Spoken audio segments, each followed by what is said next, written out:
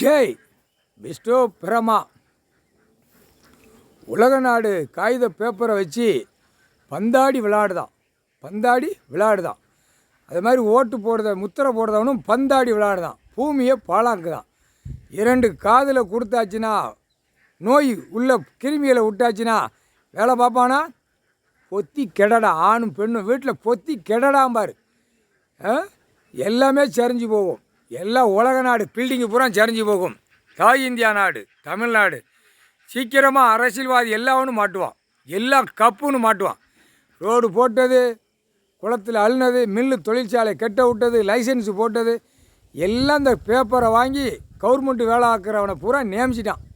கூடுதலாக போட்டு படித்து உட்காருங்கடா, அழிக்கணும், நாக்கை கடிச்சு அழிங்கடா அப்படின்னு எழுதி கொடுங்கடா. அங்கே போட்டு இங்கே போட்டு பட்டா போடு, 1 சென்டை போடு, 2 சென்டை போடு, இப்படியே அந்த சோழியில் விட்டு பாழாக்கிட்டான். அப்போ கெச்சி எடுப்பார், ஆன்லைனில் கணக்கு எடுப்பார். எடுத்த உடனே ஒரு பேலை விட மாட்டார். கண்டிப்பாக நடக்கும்டா. விவசாயத்தை பூரா என்னடா பண்ணி வச்சுருக்கான்?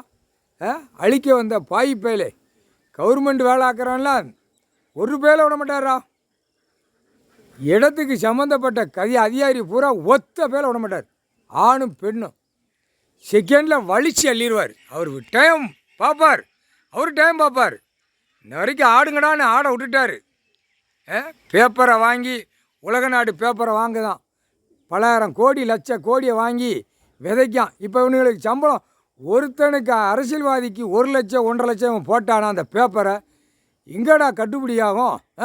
அவன் அவன் பொண்டாட்டி பிள்ளையோட நக்கு தான். அரசியல்வாதி ஓட்டு முத்திரை வாங்குறதுக்காக எங்கேனாலும் அச்சடித்த பேப்பரை கொண்டா விட்டு விளையாடுவோம். நம்ம காமுட்டா பேகளா அறிவு இருந்தால் செய்ய மாட்டான். அடிச்சிட்டான், அவனே அடிக்கான். அப்போ அறிவே இல்லை.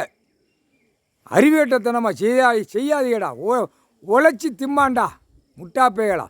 நீதிமன்ற கோர்ட்டில் கிளப்பா உழைச்சி திம்பான். விவசாயம் கிடக்கு. விவசாயத்தை அழித்து விவசாயத்தை பூரா அப்படியே போட்டுருவான். விற்கிறதுக்கு தான் ஓடுவான். விற்று அந்த பேப்பரை வச்சு வீடு மாலையை கட்டி நாசம் பண்ணுதான். போட்டார் கணக்கு. முக்கால் சத்தியம் புரிஞ்சுக்கோப்பா.